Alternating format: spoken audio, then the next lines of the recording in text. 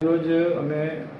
થરાદમાં વિસ્તારમાં જે લોકો મોટા પાયે વાહન લેવેચનો ધંધો કરે છે એટલે ઓટો કન્સલ્ટન્ટ છે, ત્યાં અમે ગઈકાલે એ લોકોને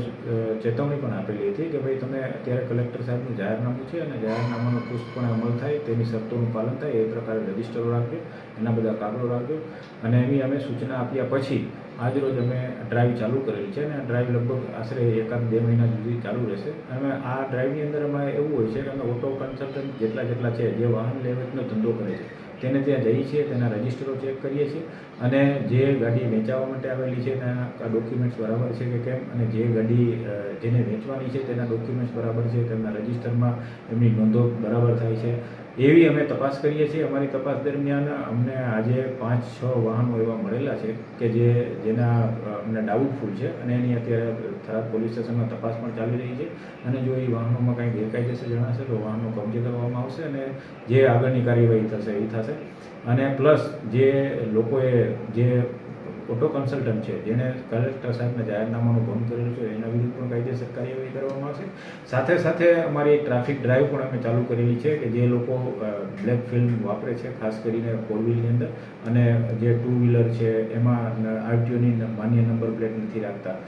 4 વ્હીલની અંદર નથી, એવી ડ્રાઈવ પણ સાથે સાથે ચાલુ છે. એ ઉપરાંત આજરોજ અમે થરાદ વિસ્તારમાં આવેલી જે બોમ્બે માર્કેટની અંદર સ્પા સેન્ટરો છે, આ સ્પા સેન્ટરોની પણ મુલાકાત લીધી અને સ્પા સેન્ટરો અમે કેવી રીતે ચાલે છે એના બધા નિયમોને ધ્યાનમાં રાખીને ચાલે છે કે અમે તપાસ કરેલી છે. એ દરમિયાન અમને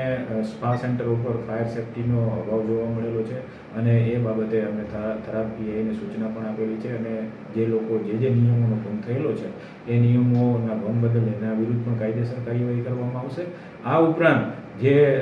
ત્યાં લોકો કામ કરે છે, જે નોકરી કરે છે, આ નોકરીના આધાર કાર્ડ, એમના જે વતન છે એ દિશામાં પણ તપાસ કરવામાં આવશે કે ખરેખર ત્યાંના રહેવાસી છે કે કેમ, એ દિશામાં તપાસ થશે. અને જે લોકો પોલીસને જાણ કર્યા વિના આ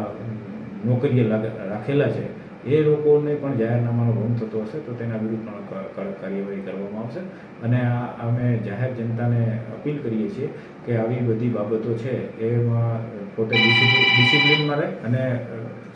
પોલીસને પણ સાથ સહકાર આપે, જેથી કરીને લોકોની સલામતી જળવાઈ રહે, એવો સંદેશ છે પોલીસ તરફ.